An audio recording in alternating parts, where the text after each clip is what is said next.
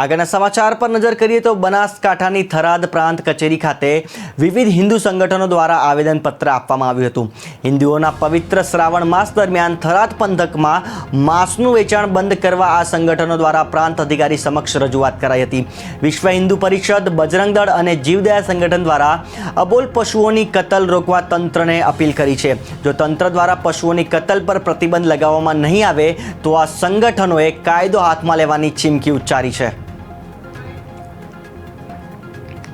કે જે થરાદની અંદર ઈંડોની લારીઓ ગૌમાંસ વેચાય છે, એના માટે શ્રાવણ માસની અંદર અમારી તો ઈચ્છા એવી છે કે બારો માસ આ ગૌમાંસ કે અથવા જે મુગટ ટોળીઓ છે એ બોલી નથી શકતા, એમની ચીકો થઈ અમારાથી સંભળાતી નથી, એટલે એ તદંતર આ ભારતની વિશ્વની ભૂમિ ઉપર બંધ થવો જોઈએ। પણ એ કદાચ સરકારની કોઈ મજબૂરી હોય, ન થતું હોય તો બે હાથ જોડીને અમારી વિનંતી કે થરાદ શહેરની અંદર કોઈ પણ જાતનો કોઈ મોસ, કોઈ પશુની ચિકિત્સા આ શ્રાવણ માસની અંદર ન પડવી જોઈએ। એના માટે કરીને અમે સાહેબ શ્રીને નગરપાલિકાની અંદર કલેક્ટર ઓફિસે અમે આજે આવેદનપત્ર આપ્યું છે। એમને બે હાથ જોડીને અમે વિનંતી કરી છે કે કોઈ પણ પશુનો, ગૌ માતા તો મોટી વાત છે, પણ કોઈ નાનામાં નાનું પ્રાણી કે કોઈ જીવની હિંસા ન થાય।